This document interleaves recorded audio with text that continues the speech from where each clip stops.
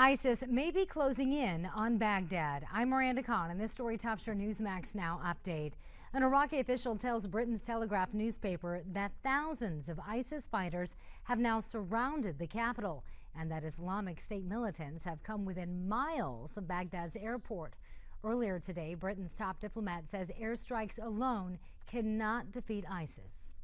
To beat ISIL, it is the Iraqi people, the Iraqi security forces, and the Iraqi government that will have to take the lead on the ground.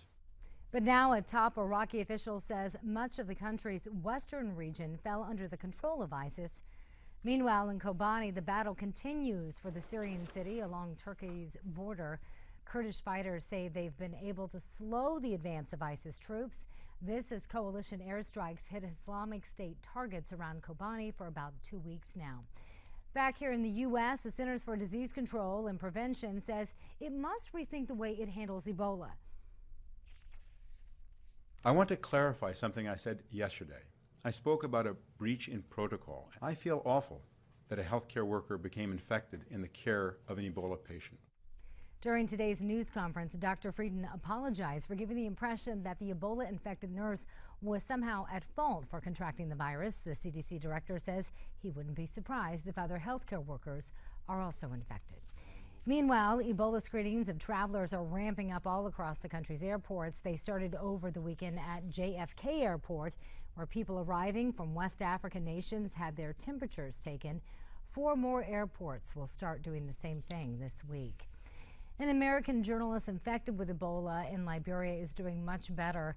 Doctors at the Nebraska Medical Center say Oshaka Mukpo is still weak, but is responding well to treatment with an experimental drug.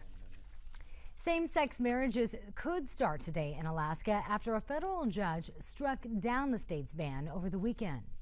Just a lot of happiness. Felt really good about that. It was totally expected. Perhaps not on a Sunday afternoon, but nonetheless. Alaska's governor, though, promises to appeal this recent decision. And now a new Vatican document challenges traditional Catholic views on gays and same-sex couples. It says homosexuals have, quote, gifts and qualities to offer and calls on churches to find space for gay people. The writings come after a week of marriage and family discussions led by Pope Francis. I'm Miranda Khan. That was your latest Newsmax Now update. We'll have another update coming your way in about 30 minutes. For right now, let's return to the Steve Malzberg Show with Steve Malzberg.